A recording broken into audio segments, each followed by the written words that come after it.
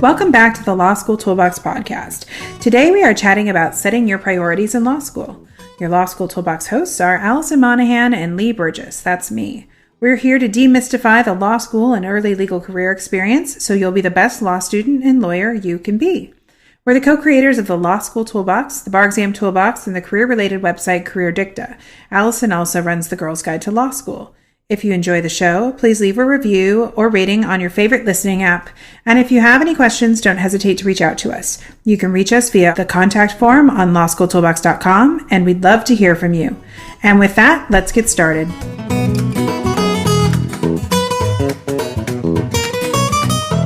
Welcome back. Today we're talking about prioritizing in law school when stuff gets real. So one of our tutors, interestingly enough, is actually a mother of a new 1L, and she teaches 1Ls. And she commented to us recently that a lot of the people that she's interacting with in their first year of law school are making two common mistakes. Number one, they're prioritizing the urgent over the important. And two, they're ignoring self-care. So today we want to talk about those two items and discuss how to make decisions in law school so that you'll be set up for success on final exams. So Lee, let's talk about that first one. What do you think people are doing when they're prioritizing the urgent over the important? So in law school, and I remember this from my law school days, and I was just talking to a law student today that also made me think of this. Your to-do list is so long, like really, really long, and you infinite almost. Infinite, yeah, and you feel like there are no extra hours, let alone minutes, in every day. I think most law students, especially in their first semester, feel this way. And so when you run through all of the tasks that you have in an individual week, it can really make you just feel overwhelmed, and you kind of start getting on this hamster wheel of like, I have to do what's due tomorrow, I have to do what's due tomorrow, I have to do what's due tomorrow. And that is the urgent, but not necessarily the important, as in what's going to get you to successful exam grades come exam day. So some of the tasks that you might have on your to-do list on an individual week are reading assignments, including making case briefs, outlining your legal writing assignment, drafting your resume if you're starting to look for jobs, study group meetings, practice writing assignments, going to office hours, attending a lunchtime lecture, and bar nights. These are things that might be on your kind of law school to-do list. But of course, everybody's to-do list doesn't just end with law school, because you also have life tasks too. And these might be going to the grocery store, cooking, cleaning your house, going to the gym or yoga, calling home to talk to family, going out with friends, sleeping, resting, probably messing around on social media, listening to podcasts, watching some TV, trying not to go insane with the political environment. Like all of these things are kind of on this main to-do list. And depending on your situation, you actually may have more tasks. If you have family responsibilities, if you have children, if you have pets, if you take care of other family members, if you have a part-time job, I mean, your list can be very long. So if you're starting to feel overwhelmed, making a to-do list is a great way to start, because you have to kind of control the chaos. So Allison and I have talked about this in other podcasts, that we use Trello for tracking our to-do list. And Allison, it's been a lifesaver for you. I know it's been for me too. Oh my gosh. Yeah, crazy. Like we literally could not live without our Trello boards. I mean, I just returned from a trip and I had a new one that had all of my hotels and flights and car rentals and everything on it. And just having all of that there was so amazing. And then, of course, we have our master to-do list that we've really pimped out so that we can send emails to it or star messages in Slack and all these different things.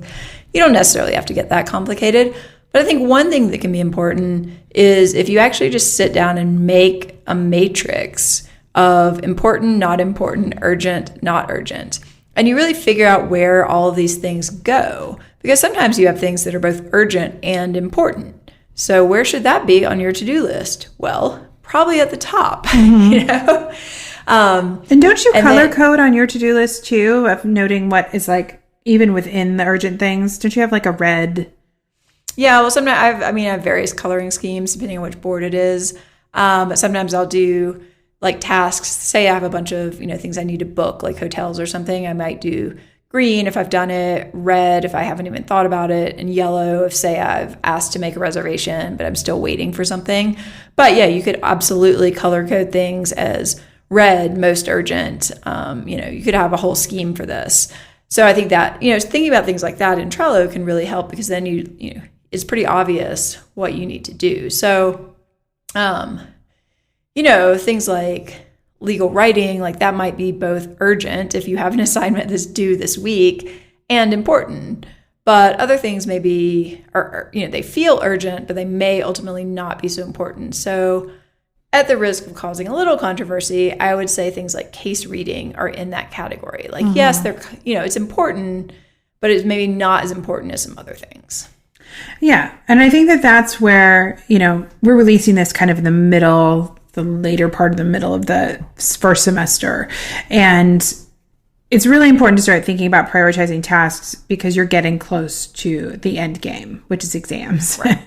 And so at this point, you're at least halfway through the semester, you've kind of settled in, and hopefully you're feeling that cold wind of the exam time whizzing over your shoulder. Yeah.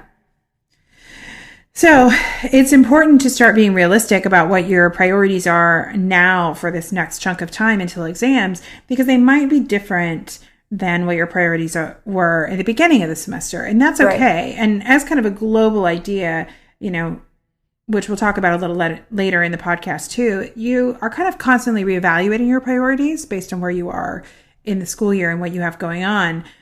But I think this last chunk of time before exams, this is a good time to just say, okay, now here are my priorities to get to the end of the semester, and kind of go from there. And we're going to walk through kind of what we think for most people these priorities should be, to kind of help you manage this crazy list of things you have to do. Yeah, I think that's a great point. I mean, at the beginning of the semester, when you're just figuring all this out, of course, you had to focus a lot of time and effort on preparing for class, maybe really detailed case briefing, that kind of thing. We're not saying you should stop going to class. We're not saying you should stop reading your cases. We're not saying you should stop briefing if that's helpful. But you do have to think about, where is this time going to come from to actually make sure that I'm ready for exams, because you've got to find that time somewhere. Yeah. So Allison, what do you think? I mean, we've kind of danced around it. What do you think is the top priority for law students from their law school perspective at this point in the semester? Well, I think you've really got to get a game plan in place and start executing on it on your exam prep. Yeah. So, you've got to really seriously evaluate, where am I at this point? Have you done any sort of study aids? Have you started making outlines? Have you looked at an actual exam from your professor ever? Mm-hmm. Have you taken any practice exams? This kind of thing. Because if you've just kind of had your head in the sand and you've been going to class, but you haven't actually looked at how you're going to be evaluated, do you even know how you're going to be evaluated? Is it a multiple choice exam? Is it open book? Is it closed book? If it's open book, what can you bring? All of these things are questions that you need answers to at this point, so that you can really start preparing and doing that deep work that you need to do. And what is so hard is this is the challenging work of law school. Right. It is easy to just do these urgent tasks like preparing for class. It is hard to do the deep work. And so making this your top priority helps force you to do the work that you don't necessarily want to do, but it has to be done. Well, the other thing is it takes a really long time. So, if you think that, I've blocked off a couple of hours a week to work on my outlines, and I've maybe kind of sort of done that throughout the semester. Well, now you need to be doing, triple that time or more. Right. Instead of it can't just be at this point a 3-hour block on Saturday. You probably need to be devoting the majority of your weekend time to making these outlines and doing exam prep, or you're not going to be prepared. That's just the reality. Yeah. So what about kind of graded assignments? I think those would be probably your next priority, because they stick on your GPA. Yeah, and this can be complicated because oftentimes this is around the time that your legal writing assignments are going to be coming due. And that's one of those things that is both urgent and important, but you also cannot let it completely take over your life. Mm-hmm. Because if you devote a week or even a week and a half, 2 weeks exclusively to this one legal writing assignment, and you're not going to class and you're not preparing for class and you skip the reading, Well, as soon as you turn that in, you're going to be weeks behind and you don't have time to catch up. Yeah. It's really hard. And again, I think why you can get caught up in the legal writing assignments is it's like tasks, It's something to do. It's something to do. You can check it off.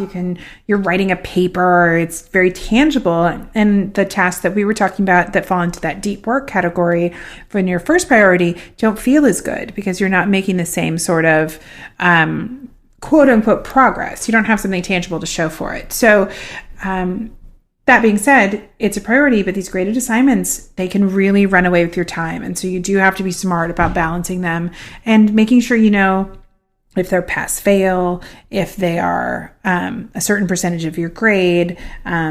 You've got to weigh how important they are against your final exams. Yeah, and I think one thing too that people don't prioritize a lot of times with legal writing is things that really can cause you to lose a lot of points for reasons that are not that intelligent. So for example, did you allocate enough time and energy to doing citations? Right. Most people don't, and then they run out of time, and then they do, frankly, not a very great job on their citations. And that's one of the really key ways that you can just lose a ton of points that is totally unnecessary. And if you had just prioritized slightly differently, you would have been a lot better off. My school in our legal writing class even had very strict formatting requirements. And you would get points off if your margins weren't correct. And people would lose points for stuff like that. I mean, don't give up points. That's just silly. Yeah. Yeah. I'll figure out basically, okay, there is a format I need to follow. I'm going to block out my calendar for an hour and actually sit down with my document and make sure that I have everything set up correctly. And if I don't know how to set it up, I'll go talk to my TA or I'll ask someone. You don't want to be doing that the night before. Yeah, exactly.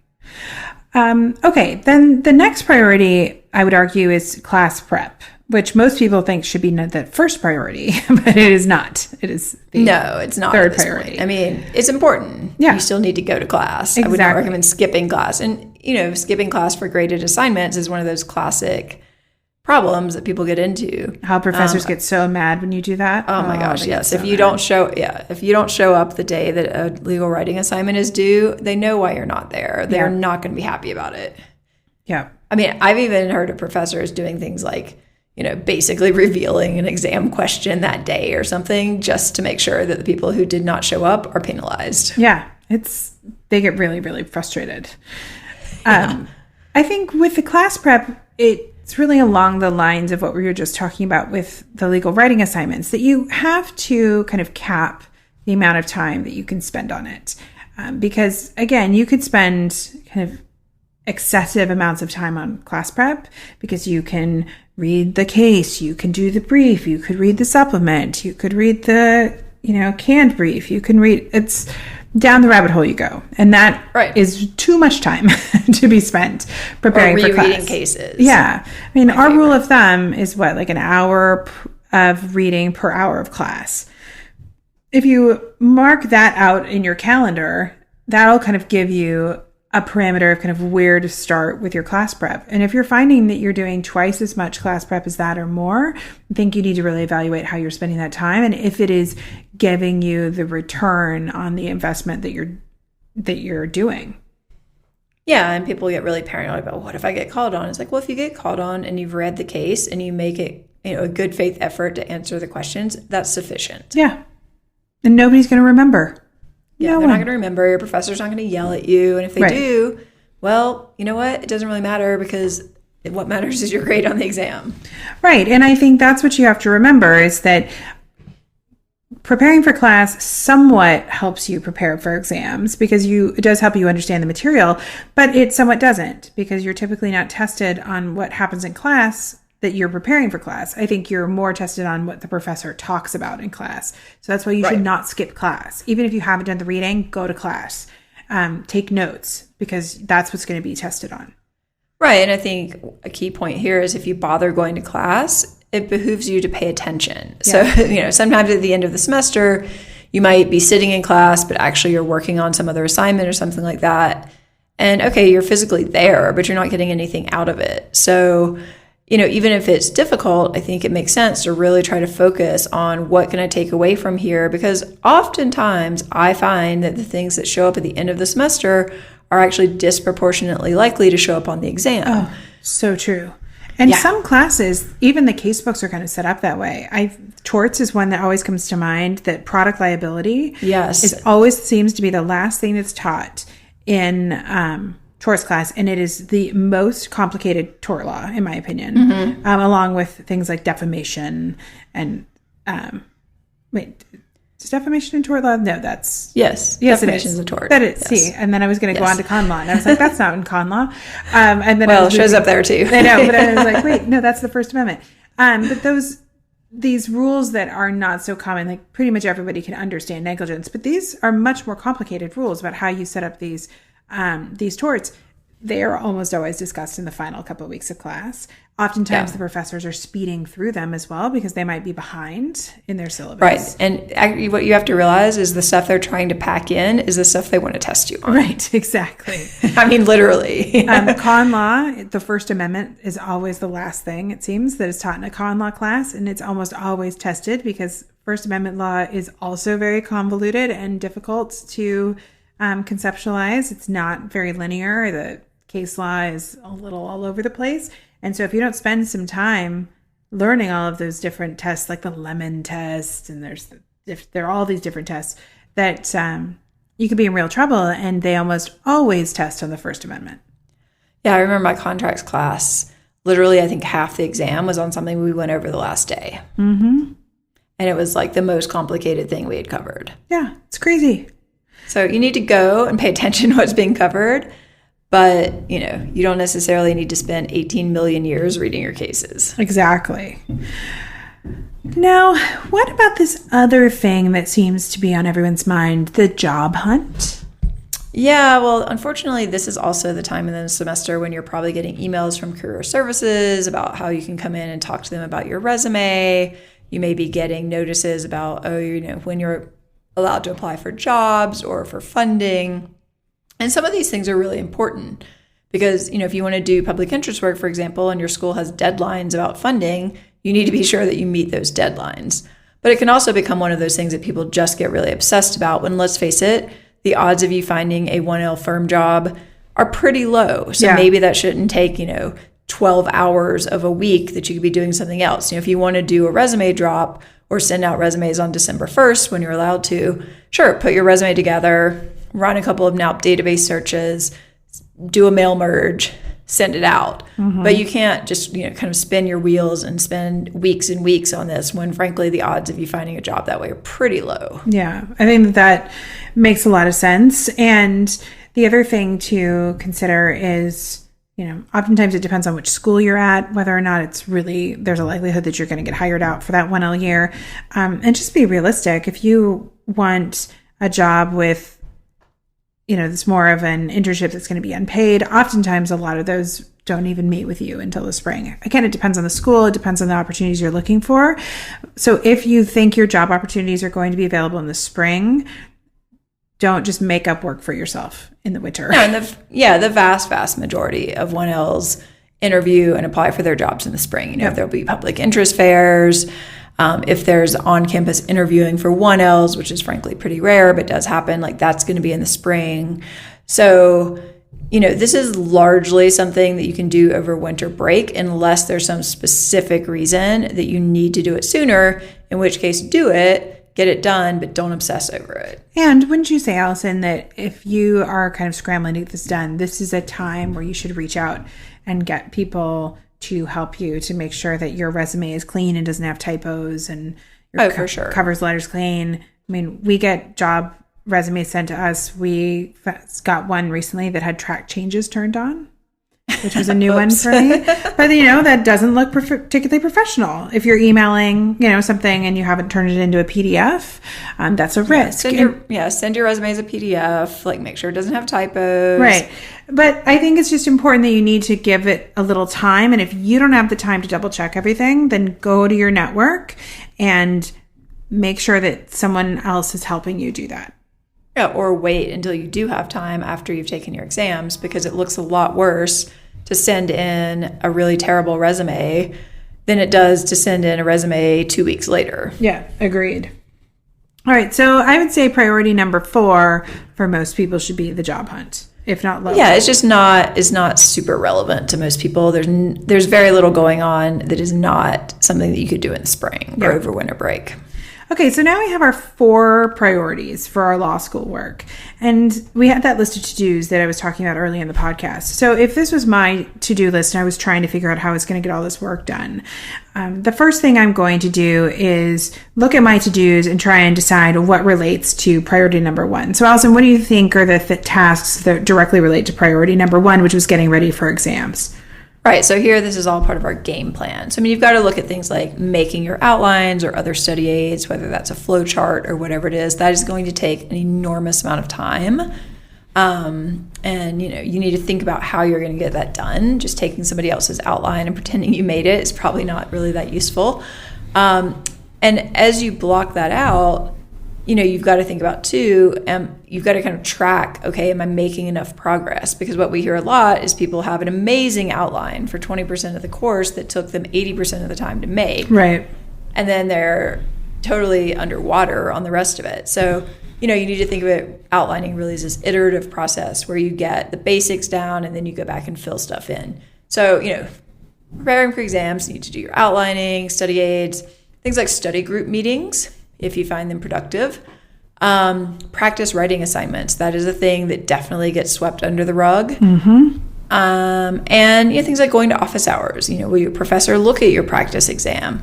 Or can you get feedback in some other way from a tutor, from academic support, that kind of thing. So, these are the things that go on your calendar. And you might even need to break them down more. So, just saying outlining on your calendar is not really a to-do list. It needs to be like outlining negligence in torts. Right. Yeah, that's true. You really need to get kind of into this granular details about, what classes are you taking, how far are you in these outlines, set goals, because you should be counting the weeks that you have until exams and figuring out and figuring out the amount of work that needs to be done before that, and then figure out how you're going to get that work done starting now. And that's kind of how you have to do this. So if you're taking 3 doctrinal classes and you haven't started your outlines in all of them, then you need to say, okay, well, how am I going to break this up to do, so many hours of outlining every day, starting with this class, or am I rotating through classes, whatever needs to be done, but you need to be realistic about getting that work done. Yeah, and realistic about the depth you can go into. So it's the same thing as preparing for class. Like, yeah, you could spend 14 weeks just doing an outline for one class, but you don't have that much time. Right. So you've got to be smart about how you're spending your time and making sure that you're doing things that are actually going to help. Yeah.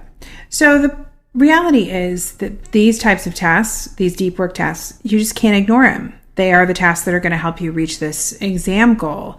I think a lot of times students cut these types of tasks to read for class or do something else that is a lower priority, like work on a resume. And that is a poor choice. Yes. As is outlining in the middle of the night, unless you're a night owl like Allison is, because that's the only time you have. If you are rum-dum because you're exhausted, it's not even worth it because you're not retaining information. So this is the really important stuff, even though it doesn't feel as urgent, because you might say, oh, well, I have a month till exams. But since your entire semester is kind of evaluated on that exam, you need to focus on it. Right. And you don't really have that much time. Right. Let's face it. Yeah. Time goes by super fast. Yeah, exactly. All right. Well, so that's what, some of the things you might want to do for your exam priority. So let's talk about graded assignments. Okay, great. So we have this graded assignment, say it's a legal writing assignment or something you have to turn in for a class. You've got to actually block out the time in the week to do it and be realistic about the time that you need. I mean, we've talked about this. You can't give it the entire week, but you need to give it the time necessary. So if you have, ungraded assignments or pass fail, you want to do your best on them, but you can't spend all of your time on them. Yeah. And here again, you can't just necessarily do legal writing assignment and expect that to work really well. You need to break down, what tasks am I going to do? Like, am I doing research? Am I doing my citations? Am I writing? Am I editing? You need to have a clear plan, or you're just going to kind of spin your wheels and not really end up getting this done. Yeah, Exactly. So again, these are priorities, but you've got to find space for them and balance them against the other priorities. So don't say, I can't outline this week because I have a legal writing assignment. That's a poor choice. That is definitely a poor choice. You have to find time to do both of them. Yes. All right. So what about class prep? Our priority number 3. Well, again, you've got to block this out, but be realistic about the amount of time you can spend on it and recognize that might be less time than in an ideal world that you would spend. Yep. Ideally, you want to read the cases and be ready to talk about them, but maybe you don't do much beyond that at this point. And if you're thinking, oh my gosh, are they telling me to set up a Google Calendar where I actually set up an 3-hour block of time to prepare for class? Yes, we are. Yes, actually. That's exactly what we're suggesting. we definitely think you need to have already been doing that. Yeah. And it could be color coded. It could be pretty.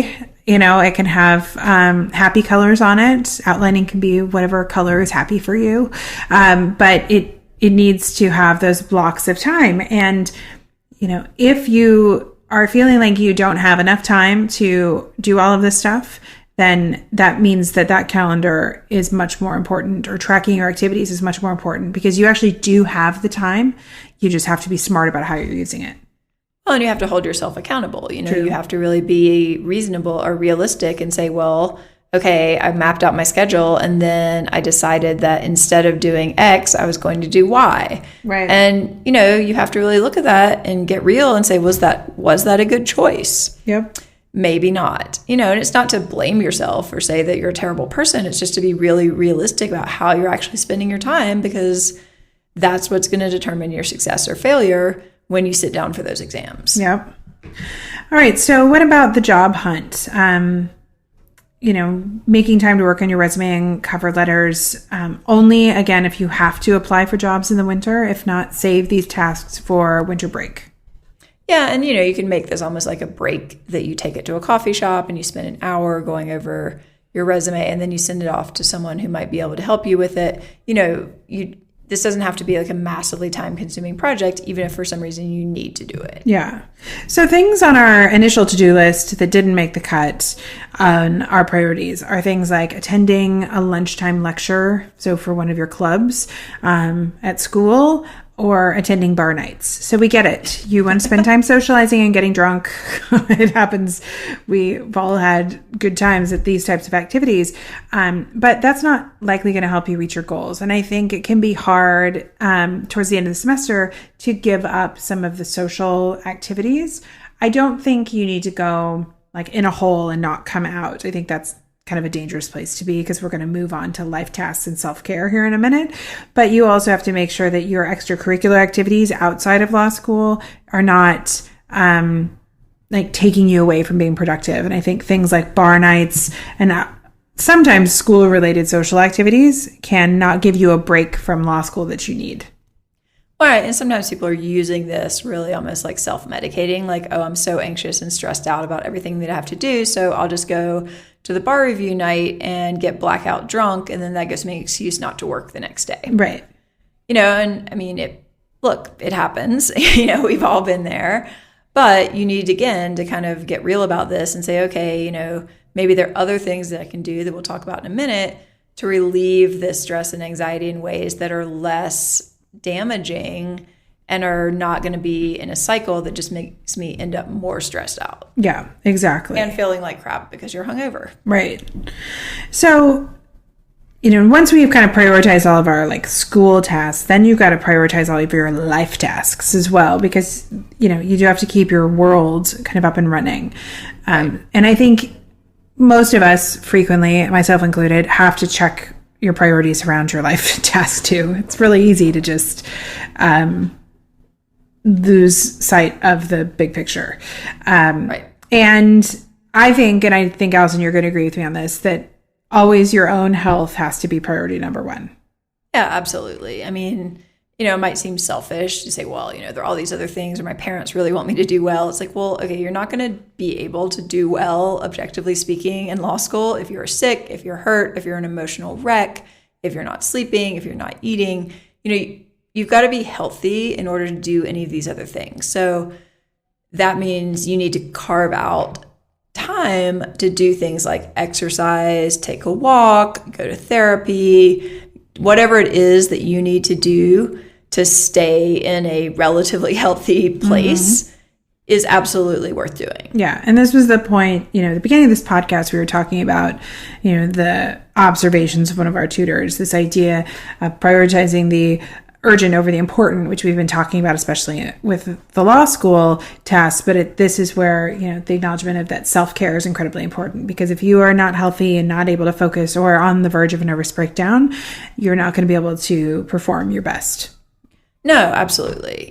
So something like going to the gym or going to yoga, rather than seeing it as, oh my gosh, that's an hour I could be studying, you can look at it as, oh, this is an hour I'm taking that's going to make me a better studier later. Right. Yeah. I mean, you're really investing in yourself. Super hard to do.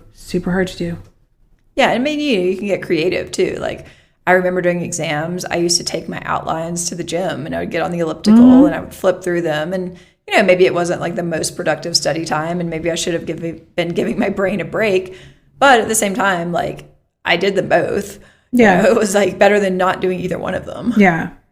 And I think you have to get creative to fit this stuff in. If going to the gym takes a long time because you have to drive or park, or it's too busy, see if you can go take a walk outside or go for a jog or find a yoga class that's closer to home. I also have friends who've really gotten into doing workouts that you can do online that are designed to be done at home.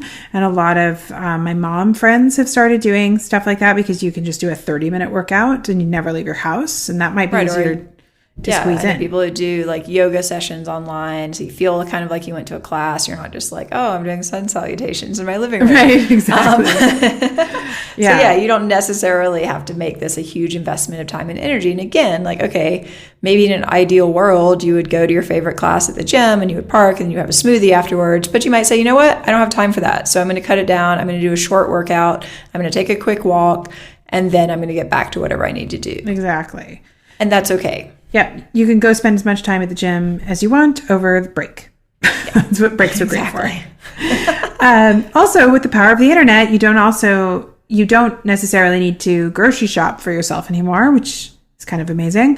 As long as it isn't cost prohibitive, there are services in most metropolitan areas like Instacart. Now, Amazon, now that they own Whole Foods, has a lot of different delivery options.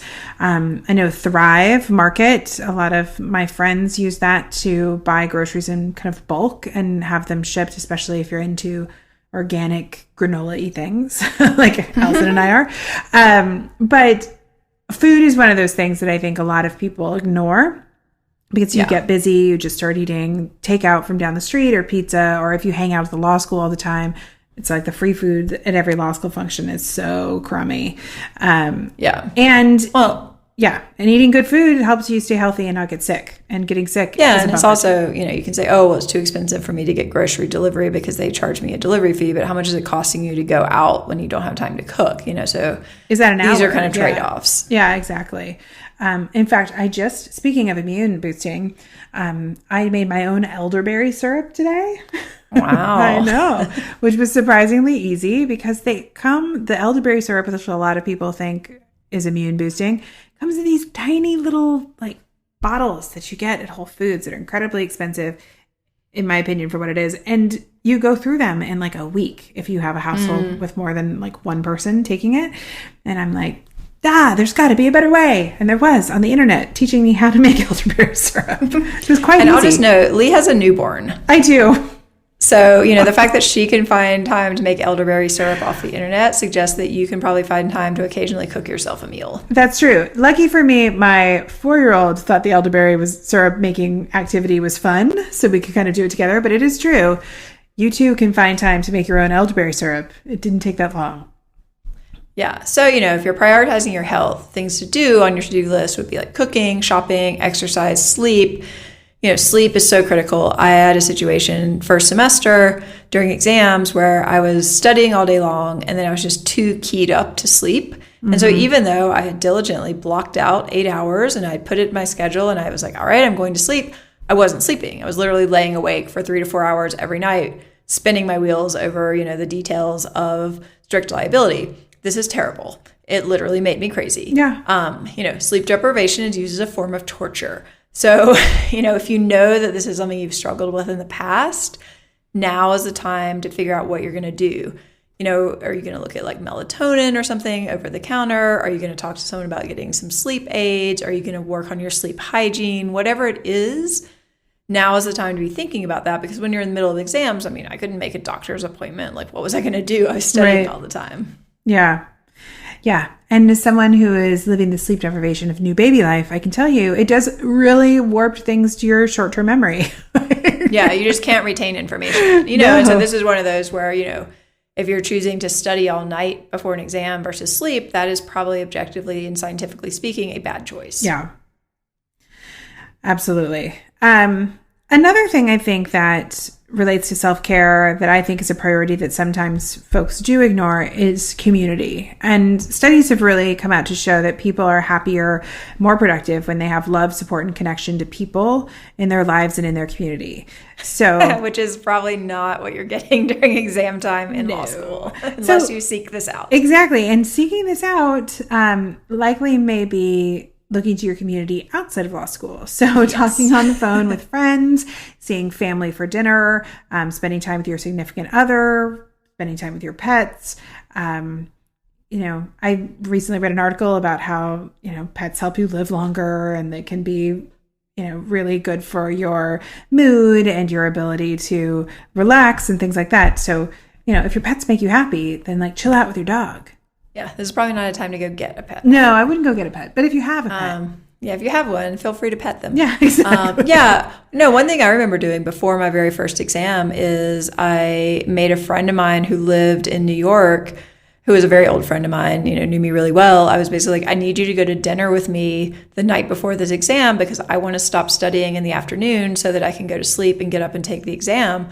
And so, he came up and we talked about nothing related to law school and had a fun time. And then I went home and tried to go to sleep. Yeah, it's true. I have a very dear friend in San Francisco who I was friends with during law school, who's not a lawyer. And she and I would try and go do like self-care type activities together while also being able to chat and catch up. So, in the springtime, especially in San Francisco, it can get very, very foggy, very oppressively foggy and dark. Yeah. And so I was always like, we have to drive out of the city and go hiking.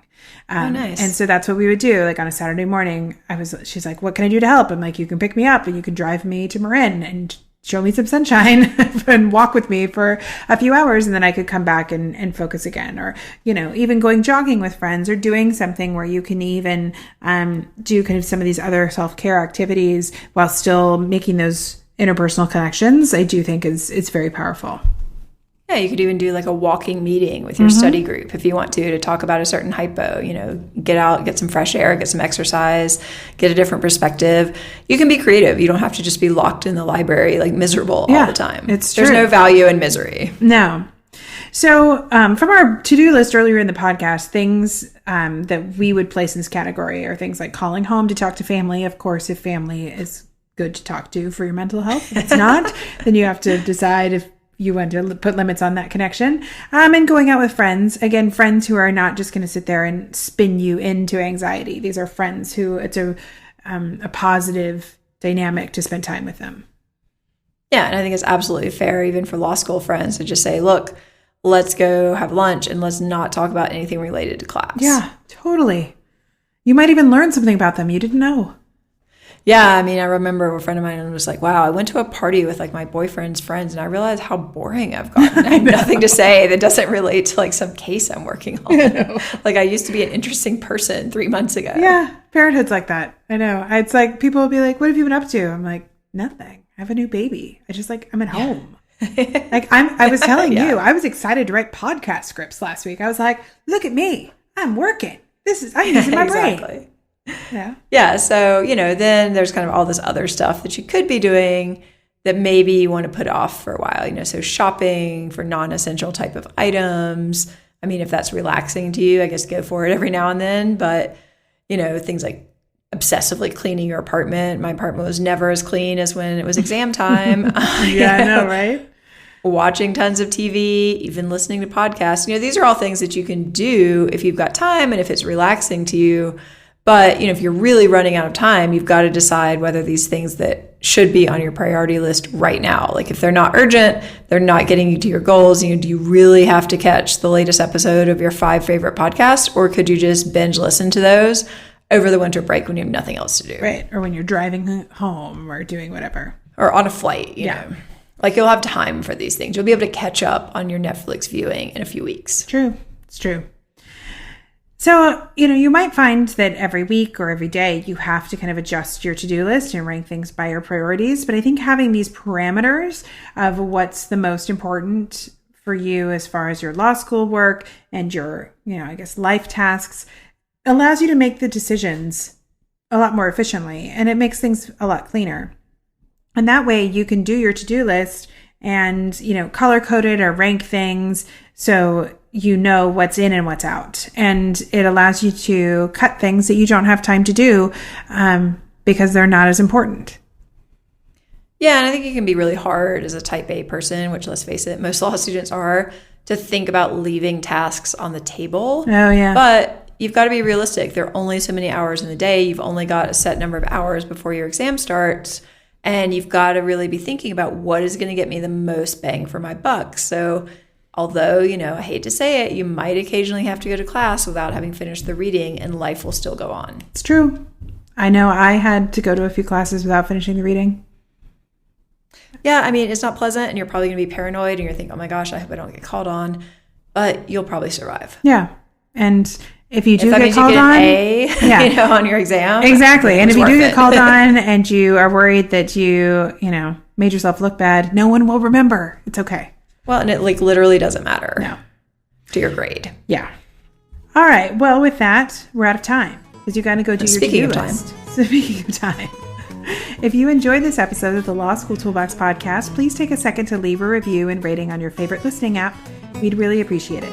And be sure to subscribe so you don't miss anything. If you have any questions or comments, please don't hesitate to reach out to myself or Allison at lee@lawschooltoolbox.com or allison@lawschooltoolbox.com, or you can always contact us via our website contact form at lawschooltoolbox.com.